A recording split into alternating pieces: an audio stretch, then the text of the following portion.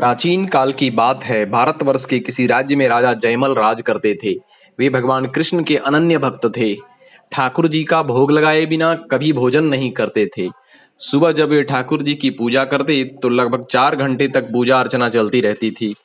उन्हें जरा भी यह पसंद नहीं था कि कोई भी उनकी पूजा में विघ्न डाले। इसलिए उन्होंने यह नियम बना रखा था कि यदि कोई उनकी पूजा में विघ्न डालेगा तो उसे मार दिया जाएगा। इसलिए कोई भी व्यक्ति तथा स्वयं रानी भी उनकी पूजा में विघ्न डालने की हिम्मत नहीं करती थी।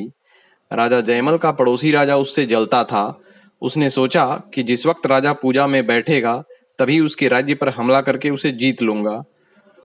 उसने सेना लेकर राजा के नगर को चारों ओर से घेर लिया। राजा जयमल का सेनापति बड़ा चिंतित हुआ। उसने मंत्री से कहा, युद्ध के लिए महाराज से आज्ञा लेना आवश्यक है, परंतु राजा के आदेश का कौन उल्लंघन करे। अंत में निर्णय लिया गया कि राजमाता जाएंगी पूजन कक्ष में और महाराज से आदेश लेकर आएंगी।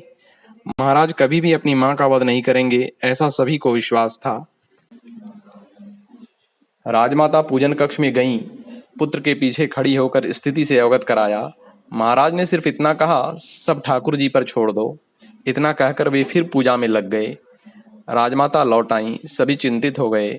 भगवान श्री कृष्ण ने देखा राजा ने सब कुछ मुझ पर ही छोड़ रखा है। उन्होंने सैनिक का वेश बनाया, राजा के अस्तबल में गए।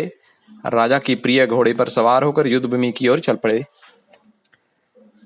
इधर जब राजा की पूजा समाप्त हुई, वे बाहर आए और युद्ध के वस्त्र धारण कर सेना को कूच के लिए तैयार किया। फिर अस्तबल में गए।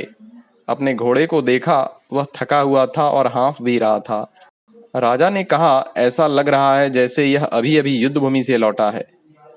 राजा ने दूसरा घोड़ा लिया और युद्ध भूमि की ओर चल पड़े।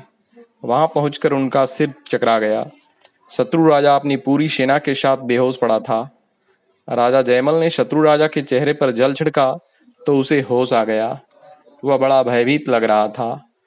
राजा जयमल ने पूछा, मैं अभी अभी सेना के साथ यहाँ पहुंचा हूँ, पर तुम्हारी यह दुर्दशा किसने की। शत्रु राजा बोला, आपकी ओर से बस एक ही सैनिक युद्ध के लिए आया, और वह भी इतना बहादुर था कि उसने मुझे और सारी सेना को पराजित कर दिया, परंतु उसने किसी को मारा नहीं, बस मूर्छित करके चला गया। उसका मुखड़ा इतना प्यारा था कि बस हम देखते ही रह गए। राजा जयमल समझ गया कि हो न हो यह ठाकुर जी ही थे। शत्रु राजा ने जयमल से माफी मांगी और अपनी सेना लेकर लौटने का वादा किया, परंतु जयमल से विनती की कि एक बार अपने उस बहादुर सैनिक का मुखड़ा फिर से दिखा दो। राजा जयमल बोले, तुम बड़े भाग्यशाली हो।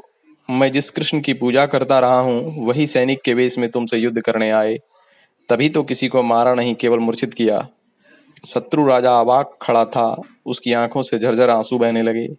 राजा जयमल दौड़कर अपने अस्तबल में पहुंचे, अपने प्यारे घोड़े को गले से लगा लिया और कहा, तुम कितने भाग्यशाली हो कि तुमने कृष्ण को देखा, उसे अपनी पीठ पर बैठाया।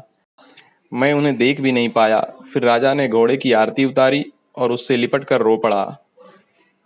इस कहानी से हमें यह सीख मिलती है कि जब हम कृष्ण पर सब कुछ छोड़ देते हैं तो वे हमारे लिए सब कुछ संभाल भी लेते हैं। ओम।